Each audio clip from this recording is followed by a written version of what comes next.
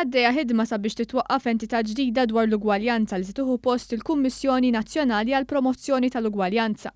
Lan huwa li l-entità l-ġdida tkun tista' tinforza aktar f'każijiet ta' diskriminazzjoni. Ħabbar dan il-Ministru għall-Ugwaljanza Edward Zammit Lewis f'konferenza tal-aħbarijiet.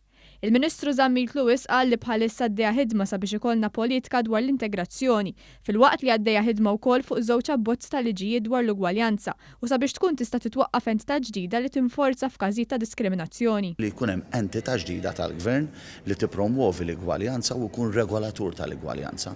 Tkun at arm's length mill-Gvern, ikoll iktar riżorsi, però wkoll ikoll iktar saħħa legali u riżorsi biex tiġġieled ir-razziżmu, il-mibeda u tippromuovi aktar l-ugwaljanza u tneħħi kwalunkwe diskriminazzjoni mis-soċjetà tagħna. Fil-konferenza tnieda l-ewwel rapport annwali għall-ugwaljanza wara li f'Settembru li għadda tniediet l-istrateġija u l-pjantazzjoni għall-ugwaljanza LGBTIQ mis-sena 2018 sas-sena 2022. Gabi Kallejja li tmexxi d-dipartiment li ħsieb l-oqsma marbuta mal-persuni LGBTIQ spjegat il-ħidma li saret din is-sena fuq dan ir-rapport. Kenna l-opportunità li noffru taħriġ lil-Student Services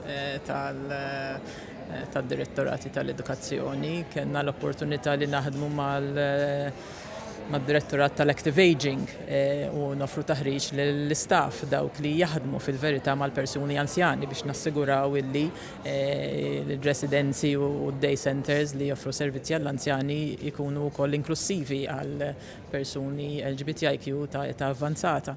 Ħdimna mal-Pulizija. Il-Pulizija ħadmu fuq diversi aspetti fil-verità, irrevedew l-uniformi tagħhom biex ikollhom ukoll gender neutral option, ħadmu wkoll fuq l-abbozzar ta' policy ġdida ta' kif għandhom jirrelataw ma' persuni trans u qed jaħdmu wkoll fuq policy tal-ugwaljanza. Lejliet il-Pride March li se ssir il-Belt is-Sibt war nofsinhar inħarqet bandiera tal-LGBTIQ f'Ħalbalzan. Bil-Ministru Edward Zammit Lewis ikkundanna dan l-att.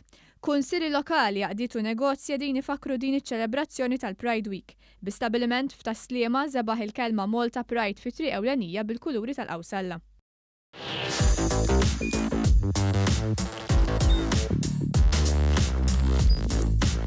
Idħol fuq one.com.mt u hemmhekk tista' tara l-programmi kollha li jxandru fuq One permezz ta' One Play.